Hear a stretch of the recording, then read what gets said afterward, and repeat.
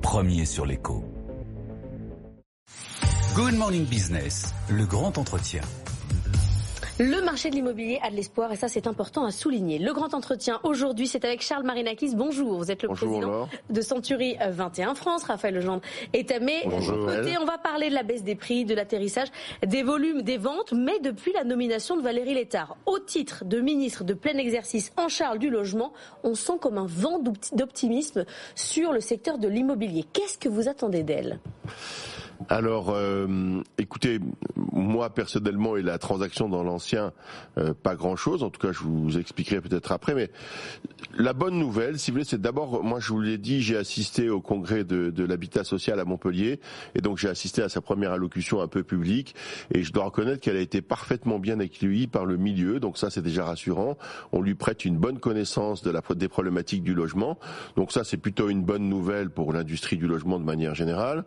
Elle aura traité trois sujets. Vous savez, le logement, c'est trois segments de marché qui répondent pas aux mêmes logiques économiques et qui ont pas les mêmes artifices. C'est-à-dire, le neuf est en panne, vous le savez, réellement en panne. Donc là, il y a une problématique majeure et il me semble que c'est celle-là qu'il va falloir traiter en priorité parce que nos amis promoteurs sont vraiment en attente de décision. Pinel ou pas Pinel ? Entre autres, c'est Pinel ou pas Pinel. Et puis, il y a aussi le sujet du parc locatif privé. Il y a la problématique de la location et de l'absence, de l'assèchement du parc locatif privé. Et j'ai le sentiment que la transaction résidentielle dans l'ancien viendra peut-être un peu en dernier parce que c'est vrai que nous sommes producteurs de recettes pour l'État, qu'on génère des droits de mutation et des taxes obligatoires qui font que à chaque fois qu'une transaction se réalise, vous payez des honoraires aux notaires. Les frais de notaire. Exactement, les frais de notaire, ce qui n'enrichit pas forcément tout le monde les notaires. Baisse des frais de notaire. Baisse des transactions et surtout baisse des droits d'enregistrement, dont je rappelle que ces droits-là, c'est moins 8 milliards de manque à gagner aujourd'hui. Des départements. Principalement aux collectivités locales. Exactement, c'est un vrai sujet budgétaire. Voilà. Avant ça, Charles Marinakis, on va quand même parler un petit peu de l'état du secteur en cette rentrée 2024. Vous publiez ce matin les chiffres à 9 mois. On a l'impression que le marché atterrit en douceur après des mois et une année très compliquée. Est-ce que ça va mieux ? Alors oui, ça va mieux. On a fait un très bon été. Voilà, écoutez, c'est une excellente nouvelle. Ça va mieux parce que pour la première fois, les deux indicateurs majeurs du marché, que sont les taux d'emprunt, vous le savez, et aussi les prix, sont à la baisse en même temps. Et c'est cette conjugaison, si vous voulez, le fait que simultanément les prix ont baissé. Vous vous souvenez, sur ce plateau, j'avais à l'époque appelé de mes vœux que les prix se redressent de l'ordre de 10 à 15%. On est déjà à moins 12% sur un peu plus de 24 mois aujourd'hui. Et c'était nécessaire. Donc on est dans une période où les prix ont baissé significativement et où les taux d'intérêt ont baissé 2 fois sur les 6 derniers mois. Voilà. Donc ça, c'est une conjonction de facteurs qui a favorisé la redynamisation du marché des transactions cet été, un peu contre toute attente. Mais oui, parce qu'on croyait les investisseurs attentistes, comme au vu de la situation politique française, non. Eh ben non, en fait, moi aussi j'avais imaginé que la dissolution de l'Assemblée nationale et que l'espèce d'opacité politique freinerait les investissements. Moi, je crois que les Français se sont dit, finalement, le contexte n'est pas si mauvais. Les taux ont baissé une première fois. Ils reviennent aujourd'hui dans des zones autour de 3,20, 3,50, qui sont malgré tout des taux d'intérêt très acceptables pour le consommateur. Acceptable pour les banques aussi. Souvenons-nous que le rôle déterminant des établissements financiers dans les enveloppes qu'elles dédient. Il y avait beaucoup de rejets. Et elles avaient beaucoup de rejets parce que elles gagnaient pas leur vie, il faut le dire aussi clairement, à 1,16 ou 1% de taux d'intérêt. Donc là, on est revenu dans des taux qui sont acceptables pour tout le monde. Et puis, on est revenu dans des prix aussi qui sont redevenus accessibles pour tout le monde. Donc encore une fois, la conjonction des deux phénomènes, les Français se sont dit, on sait ce qu'on a aujourd'hui. Qu'est-ce qui va se passer en septembre ? Nouveau gouvernement. À l'époque, on connaissait pas la tendance politique du nouveau gouvernement. Et je crois qu'ils ont saisi cette occasion en disant « un tien vaut mieux que deux, tu l'auras ». Voilà. Est-ce que ça veut dire que la baisse des prix est terminée et qu'on va peut-être les voir remonter d'ici la fin de l'année ? Alors non, et surtout j'espère que non. Alors non, parce qu'il y a encore un tout petit poil d'ajustement. On n'est pas encore à moins 15. Moi, j'avais dit moins 15. Il faut que ça pousse encore un tout petit peu, notamment dans certaines régions de France. Il faut que ça glisse encore un petit peu.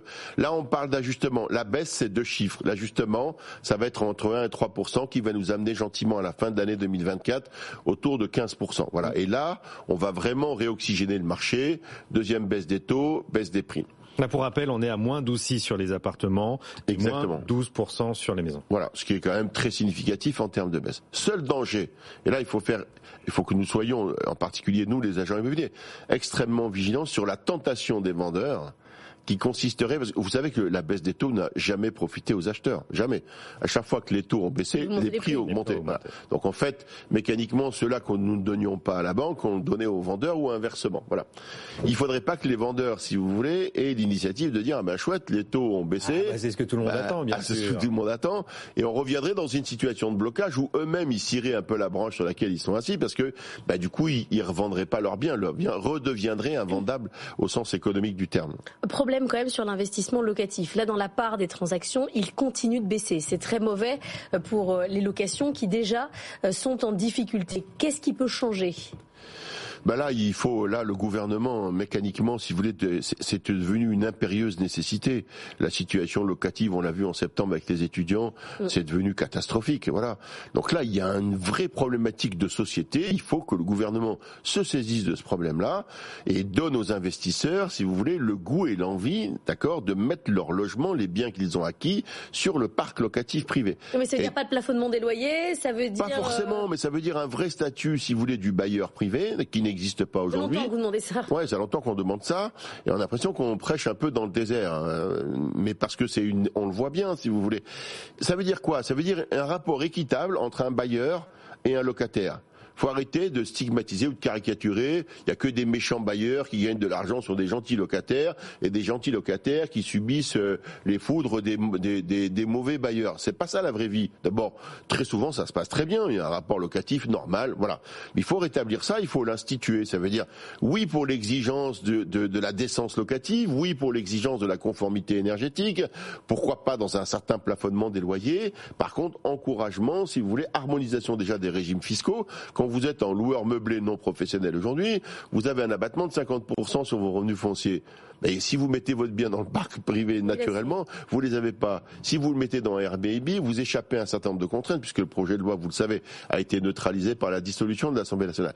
Donc là, il y a une vraie réflexion à mener avec les professionnels en disant il faut un statut du bailleur privé. Voilà, c'est pas un gros mot d'investir dans de l'immobilier et de mettre ça à disposition des locataires qui en ont besoin. Y compris sur les droits des bailleurs.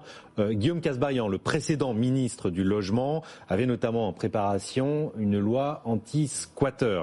Est-ce que c'est une mesure que vous plébiscitez et que vous souhaitez remettre à l'ordre du jour de l'Assemblée nationale ? Mais c'est le minimum, c'est un préalable. Après, on s'étonne, si vous voulez, que le parc locatif s'assèche. Mais si on n'assure pas déjà le minimum à un bailleur qui est de fait de payer son loyer, comment voulez-vous qu'on attire les investisseurs ? Ça devient une atroce ironie que de dire à quelqu'un, investissez dans un appartement, mais par contre, s'il est squatté, vous ne pourrez plus jamais le retrouver. Ou si votre locataire ne paye pas son loyer, vous allez mettre 2 ans à récupérer votre bien dans un état qui n'est pas garanti. Vous voyez, c'est pas des conditions, puis c'est pas le bon sens à un moment donné. C'est pas une question de choix ou d'orientation politique, c'est le bon sens. Voilà, parce que les gens derrière l'investissement, ils ont un emprunt. Faut pas non plus caricaturer, si vous voulez, l'investisseur propriétaire qui est multimilliardaire, ça c'est pas la vraie vie. La vraie vie, c'est que des gens investissent dans des logements pour accompagner leur retraite et faire un revenu complémentaire lors de leur retraite, mais souvent ils ont contracté un emprunt et vous, monsieur, quand vous payez pas votre loyer, vous les mettez dans la difficulté parce qu'eux, ils ont leurs échéances d'emprunt. On va rentrer dans les discussions de l'examen budgétaire. Le Pinel doit prendre fin. Ça passe aussi par la fiscalité ? Le soutien à l'immobilier ? Oui, alors le neuf passe nécessairement par la fiscalité. Moi, je crois que les deux segments de marché, que sont le neuf et le locatif, passent par une réflexion fiscale. Voilà.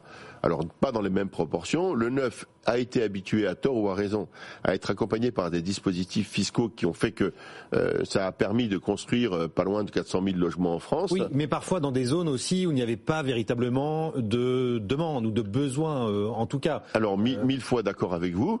On a créé des logements, on a construit des logements dans des zones, vous avez raison, où il n'y avait pas de tension immobilière. Uniquement pour cette carotte fiscale. Uniquement pour cette carotte fiscale.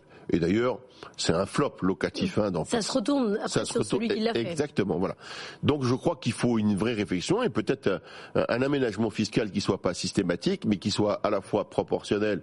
Ça, c'est déjà le cas dans la durée de vie dans laquelle vous mettrez votre bien à la location. Et concentré sur les zones tendues. Exactement, que ce soit régionalisé, qu'il y ait des conditions d'accès, si vous voulez, à ces accompagnements fiscaux, qui soient factuels. Nous, ce qu'on demande, c'est une politique factuelle. Il faut avoir une vraie réflexion d'aménagement du territoire. On n'est pas capable de dire aujourd'hui, par exemple, dans la région Rhône-Alpes, quel est le vrai besoin de logement, parce que cette statistique-là n'a pas été anticipée. Et c'est bien normal. Donc je crois qu'il faut faire un inventaire de la situation.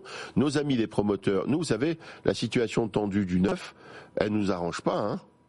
D'abord, elle prive le parc locatif privé il n'est plus approvisionné parce que 50% des investissements qui allaient dans le neuf se retrouvaient ensuite dans le parc locatif privé. Il y a un problème de flux, Exactement.